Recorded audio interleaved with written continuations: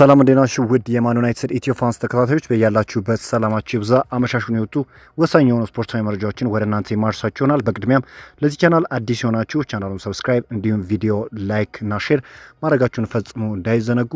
አመሻሹን እንግዲህ በርካታ ስፖርታዊ መረጃዎች ወጥተዋል። በተለይም እንግዲህ ዮሹዋ ዘርክሲ ወደ ጣሊያኑ ክለብ ጁቬንቱስ የመመለስ እድል ይኖራል ተብሏል። እንግዲህ ከዚህ በፊትም እንግዲህ በቦሎኛ ጥሩ የሚባል ጊዜን ማሳለፉ ይታወቃልና ተጫዋቹም ቢሆን ፍቃዱን መስጠቱ ነው እየተገለጸ የሚገኘው። ከዚህ ባሻገር ማንቸስተር ዩናይትድ ከቹዋሚኒ ዝውውር ጋር በተያያዘም የሚያያይዛቸው መረጃ ወጥቷል። እኚህና ሌሎች ስፖርታዊ መረጃዎችን ወደ እናንተ ይዘን መጥተናል። እስከ ፕሮግራማችን መጠናቂያ ድረስ አብራችሁን ቆዩ።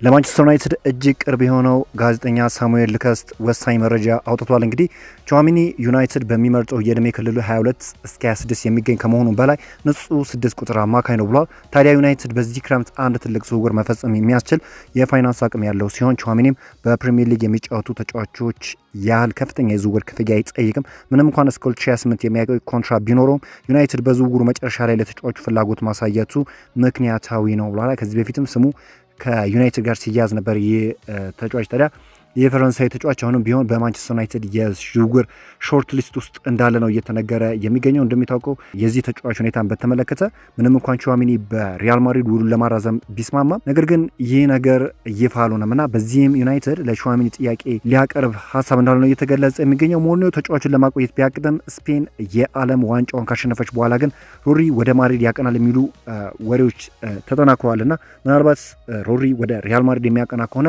ቹዋሚኒ ወደ ዩናይትድ የሚመጣበት እድልን እጅግ ያሰፋዋል። በማንቸስተር ዩናይትድ በእጅጉኑ የሚፈለጉ ተጫዋች ኦርሊያን ቹዋሚኒ እንደሆነ ይታወቃል። ማንቸስተር ዩናይትድ የፌነርባቸውን የግራ መስመር ተከላካይ አርቺ ብራውንን እንደ አዲስ የዝውውር ኢላማ አድርጎ ማለየቱ ተመላክቷል። በተጨማሪም ቼልሲም ተጫዋቹን በቅርብ እንደሚከታተለው ሁኔታውን በትኩረትም እየተከታተለ መሆኑ ተገልጿል። ዩናይትዶች እንግዲህ እንደሚታወቀው በግራ መስመር ተከላካይ ላይ በርካታ ተጫዋቾችን ይፈልጋሉ። ታዲያ ይሄ ተጫዋች ደግሞ እንደ አማራጭ አድርገው እንደያዙት ነው እየተገለጸ የሚገኘው። እንግሊዛዊው ተከላካይ ሃሪ ማጓየር በእስካሁኑ የተጫዋችነት ዘመኑ የፈተነው የአጥቂ ተጫዋች ማን እንደሆነ ለቀረበለት ጥያቄ ዋይኔ ሩኒ ሲል መልሷል። ሩኒ እጅጉኑ ለተከላካይ አስቸጋሪ የሆነ ተጫዋች ነው ያለው ማጓየር እርሱም ከምንጊዜ ምርጦች አንዱ ነው ሲል ተደምጧል። ሃሪ ማጓየር አክሎም እርሱን በተቃራኒ ሆኜ በመፋለሜ ኩራት ይሰማኛል በማለትም ተናግሯል።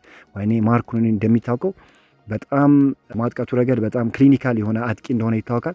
ቨርሳታሊቱ ደግሞ የላቀ ነው። በኤኤምኤፍ እንዲሁም ደግሞ በሴንተር ፎርዋርድ መጫወት የሚችል በየትኛውም ቦታ ላይ ካሰለፉት መጫወት የሚችል አይነት ተጫዋች እንደሆነ ይታወቃል። ከዚህ አንጻር እንግዲህ ሃሪ ማጓየርም ለሱ ያለውን አክብሮት ለመግለጽ ሞክሯል። ማንቸስተር ዩናይትድ በዚህ የክረምት የዝውውር መስኮት በአስገራሚ መልኩ ሶስተኛ የአማካኝ ስፍራ ተጫዋች ለማስፈረም እያሰራ ይገኛል። የአንድሪ ሳንቶስ እና የዩሪ ተለማን ዝውውር ያጠናቀቁት ቀይ ሰይጣኖቹ ተጨማሪ የመሃል ሜዳ ተጫዋች በእጃቸው ለማስገባት በሙሉ ኃይል ጥረት ላይ ናቸው ተብሏል። ቲምቶክ ባወጣው ዘገባ ዩናይትድ በቦታው ተጫዋቾች ለማስፈረም 6 የሚጠጉ ኢላማዎችን ይዞ እየተንቀሳቀሰ ነው። ምንም እንኳን የመረጃ ምንጩ የተጫዋቹን ማንነት በግልጽ ባያሳውቅም ማኖኬኔ፣ አሌክስ ስኮትና ካርሎስ ባሌባ በክለቡ ራዳር ውስጥ እንደሚገኙ ጠቁሞ አልፏል። በተጨማሪም ዩናይትድ ባለስልጣናት የፈረንሳዩን አማካኝ ኦርሊያን ቹዋሚኒን ሁኔታ ሙሉ በሙሉ ችላ እንዳላሉት ዘገባው ጠቁሟል። ይህ አማካኝ የማስፈረም ሂደት ከምልመላው ጀምሮ በስፖርቲንግ ዳይሬክተሩ ጄንሰን ዊልኮክስ እየተመራ እንደሚገኝም ተመላክቷል እና ዩናይትዶች አሁንም ቢሆን መሀል ክፍል ላይ በርካታ ተጫዋቾችን ይመለከታሉ ተብሎ ይጠበቃል። ጥናት በተሞላበት ሁኔታ ነው እንግዲህ ዩናይትዶች የዝውውር ኢላማቸውን ወይም ታርጌታቸውን መፈጸም የሚፈልጉት። ይህ ነገር የሚሳካ ከሆነ በተለይ ለዩናይትድ በጣም ጥሩ የሚባል መረጃ ነው። ዓለም አቀፉ የእግር ኳስ የበላይ አካል ፊፋ በይፋዊ ገጹ ከሰሞኑ ለስፖርቱ ቤተሰብ አንድ ጥያቄ አቅርቦ ነበር። ይህም ደጋፊዎች በዚህ ዓለም ዋንጫ ምርጥ የሚሉትን ቋሚ 11 እንዲመርጡ ነበር። በዚህ መሰረት ፊፋ የእነዚህን ደጋፊ አጠቃላይ ምርጫ በመሰብሰብ የውድድሩ ምርጥ 11 ይፋ አድርጓል። በዚህ መሰረት ከሀገሩ አርጀንቲና ጋር በድንቅ ብቃት እስከ ፍጻሜው የደረሰው የማንቸስተር ዩናይትድ ተጫዋች ሊሳንድሮ ማርቲኔዝ በዚህ ቋሚ 11 ውስጥ መካተት ችሏል። በአርጀንቲና ብሔራዊ ቡድን በጣም ድንቅ ብቃቱን እያስመለከተ የሚገኘው የአርጀንቲና ተጫዋች ምንም እንኳን ጉዳት ቢያስተናግድም ነገር ግን አርጀንቲና እስካሁን ድረስ እንድትመጣ ቁልፍ ሚናውን መጫወቱ የሚታወቅ ጉዳይ። ተጫዋቹ ከሚያስተናግዳቸው ጉዳቶች ባሻገር ተጫዋቹ ድንቅ ብቃት እንዳለው የሚታወቅ ጉዳይ ነው። ዩናይትዶች በተጫዋቹ ዙሪያ እንግዲህ ውሳኔ እንደሚወስኑ ይጠበቃል። ማንቸስተር ዩናይትድ አሁንም አንድ ተጨማሪ የአማካኝ ስፍራ ተጫዋች ለማስፈረጥ ጥረት እንደሚያደርግ ይታወቃል። በዚህም መሰረት ክለቡ በቦታው በርከት ያሉ ኢላማዎችን ይዞ እየተንቀሳቀሰ ይገኛል። ከነዚህም ውስጥ ከባለፈው ዓመት ጀምሮ ከማንቸስተር ዩናይትድ ጋር በስፋት ሲያዝ የቆየው ካሜሩን አማካኝ ካርሎስ ባሌባ አንዱ ሲሆን ምንም እንኳን አንዳንድ ዘገባዎች ዩናይትድ ባሌባን በዋጋው ምክንያት ከራዳሩ አስወጥቷል የሚል መረጃ በተደጋጋሚ ቢያጋሩም ቶክ ስፖርትስ ከደቂቃዎች በፊት ይዞት በወጣው ዘገባ ቀይ ሰይጣኖቹ የተጫዋቹ ሁኔታ በቅርበት እየተከታተሉ እንደሚገኝ ጠቁሟል።